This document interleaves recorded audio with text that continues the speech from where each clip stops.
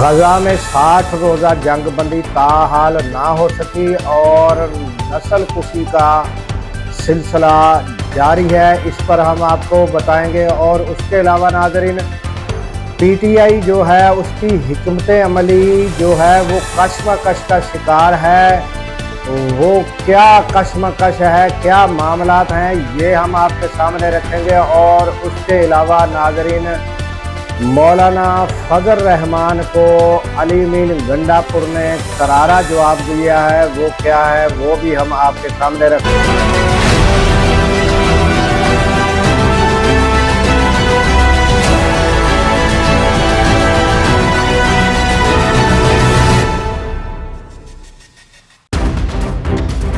अस्सलाम वालेकुम, मैं हूं अब्दुल गफ्फार।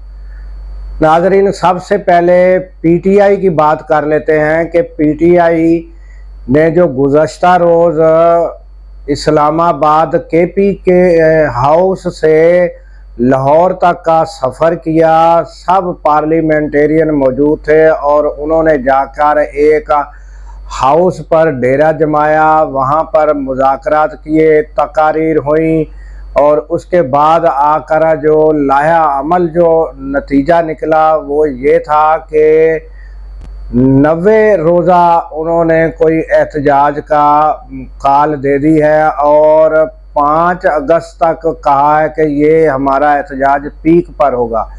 अब ये जो कशमकश है नाज़रीन, इसमें जो कारकुन हैं वो परेशान हैं और उसके अलावा आलिया हमज़ा जो है उन्होंने शिरकत नहीं की, सनम जावेद उन्होंने शिरकत नहीं की। और जब उनके बारे में पूछा गया तो उन्होंने बताया कि वो मसरूफ़ हैं, इस वजह से शामिल नहीं हुई। और आलिया हमज़ा ने कहा है कि ये 5 अगस्त और 90 रोज़ का मामला क्या है, इस पर कोई बात करेगा, ये हमें कोई समझाए।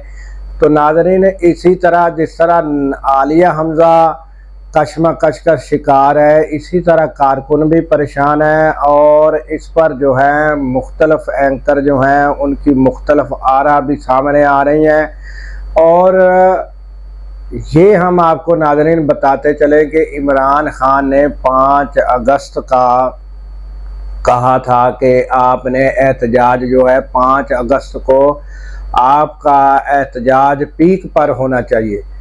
तो अब ये वो एहतजाज को तो पीक पर 5 अगस्त का नाम देते हैं, फिर 90 रोज़ की भी बात करते हैं। तो ये गूमा गूं की कशमकश है, ये समझ से बालातर है कि ये 90 रोज़ तक जो एहतजाज को खींच कर ले गए हैं। फिर इसमें वजाहत अली मीन गंडापुर व दीगर जो है वो ये देते हैं कि 90 रोज़ में हम फैसला करेंगे कि ऐसे नहीं चलेगा और हमने क्या लाया अमल, जो एमएनए हैं, एमपीए जो भी हैं, इन्होंने क्या लाया अमल अख्तियार करना है। वो कहते हैं ये 90 रोज़ हमारे लिए है। तो ये पोजीशन है। उसके अलावा जो इन्होंने कैंपेन शुरू की है एहतजाज की नाज़रीन, वो लाहौर से शुरू की है।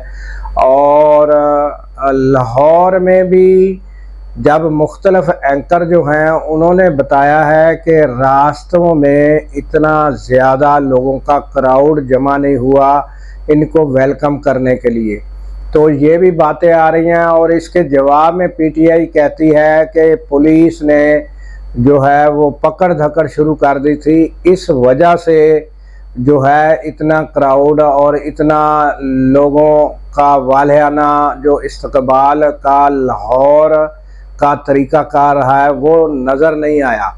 तो ये पीटीआई का कहना ये है कि ये पुलिस की पकड़ धकड़ की वजह से नज़र नहीं आया, जबकि कुछ एंकर्स जो हैं उनका कहना ये है कि मुसलसल जो इतना अरसा गुज़र गया और कोई एहतजाज नहीं हुआ और ना ही कोई कारकुनों से रब्ता रखा गया, इस वजह से। और दूसरी वजह यह है कि आपस में जो पीटीआई में नाराज़गियाँ पाई जाती हैं, आपस में जो कशमकश पाई जाती है, उसका नतीजा भी ये है कि कारकुन भी जो हैं वो परेशान हैं और उन्हें कोई वाज़िया जो इनका मौक़िफ़ है, वाज़िया जो हिकमत अमली है वो दिखाई नहीं देती।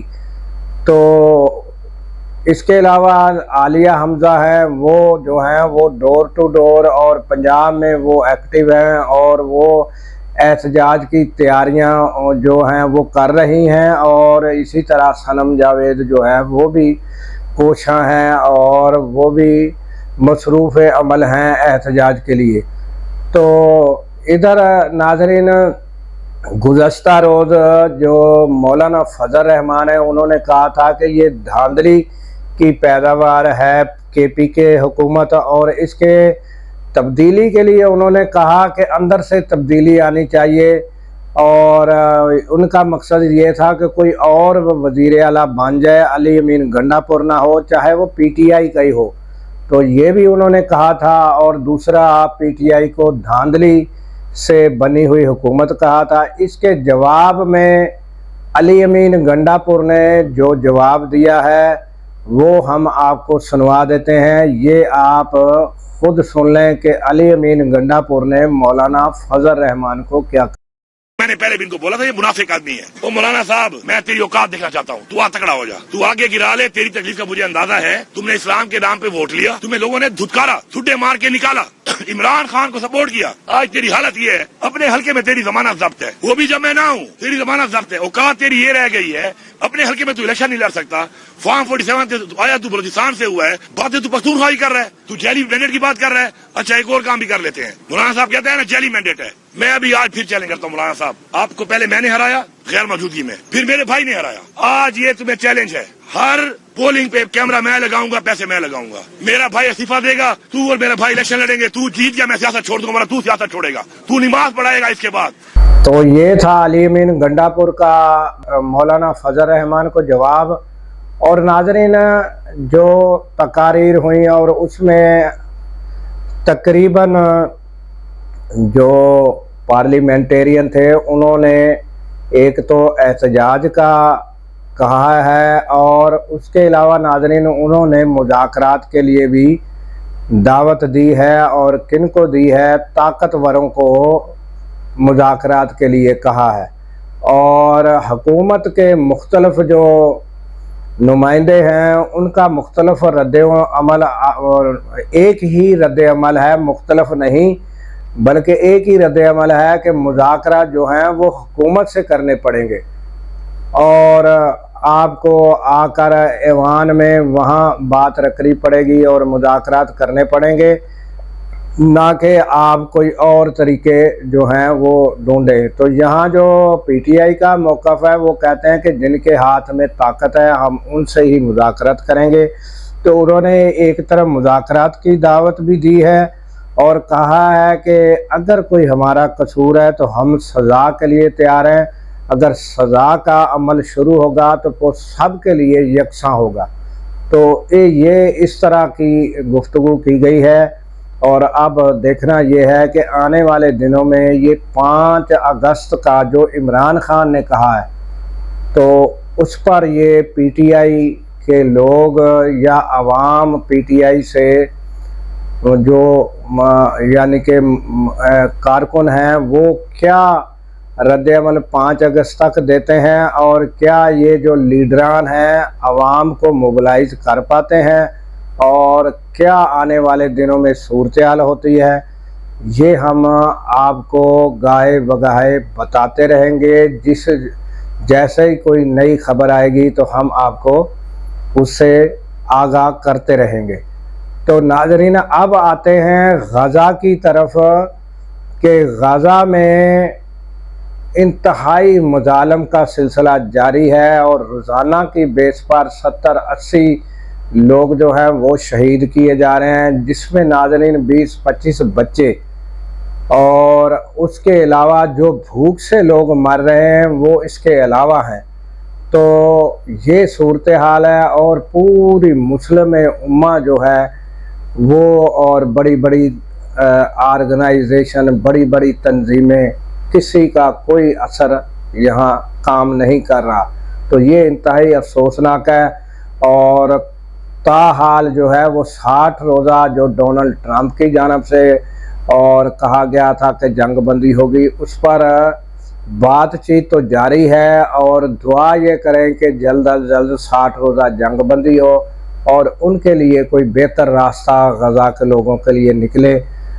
और नाजरीन, इजाज़त दीजिए इस दुआ के साथ कि अल्लाह ताला पाकिस्तान की खैर फरमाए, पाकिस्तान की सरहदों की खैर फरमाए और सरहदों पर ममूर हमारे जवानों को अल्लाह ताला शाद व आबाद रखे। क्योंकि नाज़रीन, जब हम सरहदों पर, जब हम रातों को सो रहे होते हैं, वो सरहदों पर जाग रहे होते हैं। अल्लाह हाफिज़।